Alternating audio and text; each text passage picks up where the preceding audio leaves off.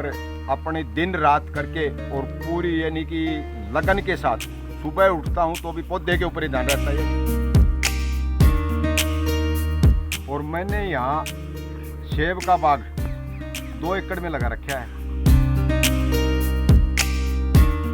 वो कहते हैं ना, किसानों के हाथों में जादू होता है जो बंजर जमीन को भी उपजाऊ भूमि में तब्दील कर सकते हैं। अपनी मेहनत और दृढ़ संकल्प से कुछ ऐसा ही कर दिखाया है हरियाणा के किसान ने, जिसने रेतीली जमीन पर जहां अच्छे से कांटे भी नहीं लग पाते वहां पर कश्मीर का सेब लगा डाला, अंजीर के पौधे लगा डाले और तो और ठंडे इलाकों में उगने वाली खुरमानी तक लगा डाली।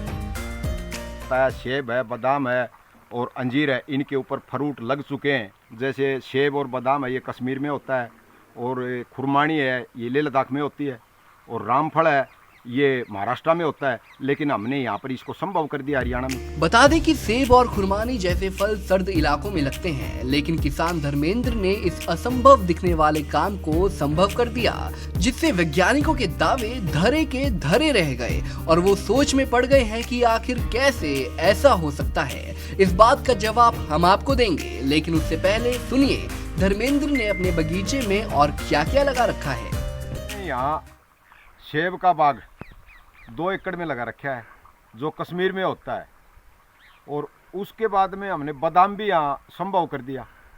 और अभी जो पौधे के ऊपर जो हम सेब का फल दिखा रहे हैं, मेरा इस चीज़ पर दावा है कि पूरी इंडिया में कहीं पर भी फिलहाल सेब का फल नहीं है और बादाम भी नहीं है पौधे के ऊपर।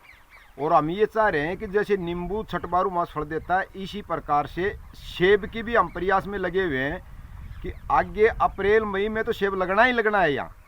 लेकिन हमारा प्रयास ये है कि छठबारू मास यानी कि अगर जो हमारे को सेब की प्रोडक्शन मिल जाए तो हमारा किसान पीछे नहीं हो सकता।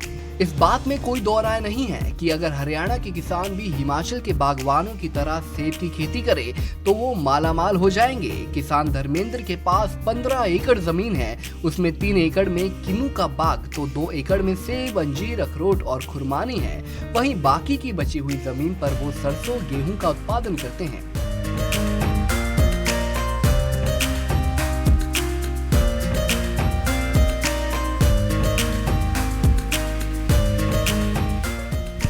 धर्मेंद्र ने बताया कि वैज्ञानिकों का मानना है कि दक्षिण हरियाणा में अंजीर की खेती संभव ही नहीं है, लेकिन उन्होंने कहा कि ये हमने मुमकिन कर दिखाया है, और तो और पेड़ों पर पत्ते कम और फल कहीं ज्यादा है। अभी कुछ दिन पहले हमारे माननीय सीएम साहब मनोहर लाल जी खट्टर का बयान आया था कि दक्षिणी हरियाणा में अंजीर की खेती, लेकिन हम कुछ साइंटिस्टों में मिले, उन्होंने बताया कि बोले अंजीर नहीं हो सकती यहाँ।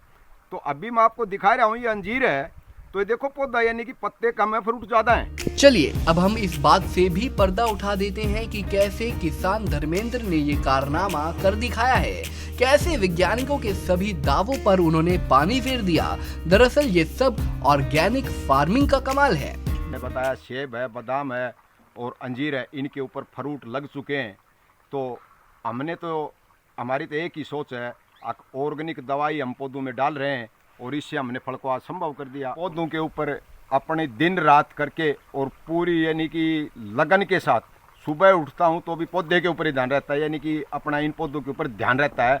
और अपने पहला ही मेरा लक्ष्य ये है कि मैं खेती पर निर्भर हूँ, तो मैं अपने पौधों को कैसे बचाऊं, और इनके ऊपर 24 घंटे मेरा ध्यान रहता है। ये जो पौधे हैं जी, इनमें समय के ऊपर दवाई डालता हूं, और जो हमने ऑर्गेनिक दवाई बनाई है वो हम डालते हैं। और उसके बाद में वेस्ट डिकम्पोजर है, तो उसमें यानी कि एक वेस्ट डिकम्पोजर हमने ले लिया, 100 लीटर पानी में 1 किलो गुड़ पड़ता है, वो उसको हम डालते हैं और गुड़ चला करके हम अपनी खेती करते हैं। ऑर्गेनिक फार्मिंग से सेब और ड्राई फ्रूट के पेड़ लगाने का प्रयोग वाकई में बेमिसाल है। बेमिसाल तो किसान धर्मेंद्र की सोच भी है, क्योंकि उनके मुताबिक ये पीएम मोदी के कारण ही संभव हो पाया है।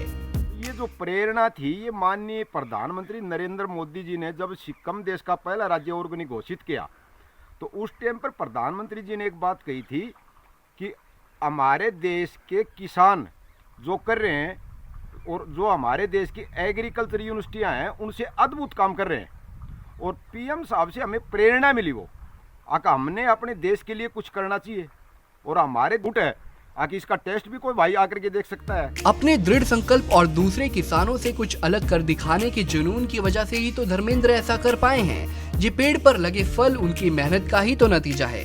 जिससे दूसरे लोगों के लिए वो प्रेरणा का स्रोत बन पाए हैं। चरखी दादरी से नरेंद्र मंडोला, पंजाब केसरी टीवी। हमसे जुड़े रहने के लिए हमारे YouTube चैनल को सब्सक्राइब करें और नई वीडियो की नोटिफिकेशन के लिए बेल आइकॉन को दबाएं। अगर आप ये वीडियो Facebook पर देख रहे हैं तो लाइक जरूर करें और ज्यादा से ज्यादा शेयर करें। धन्यवाद।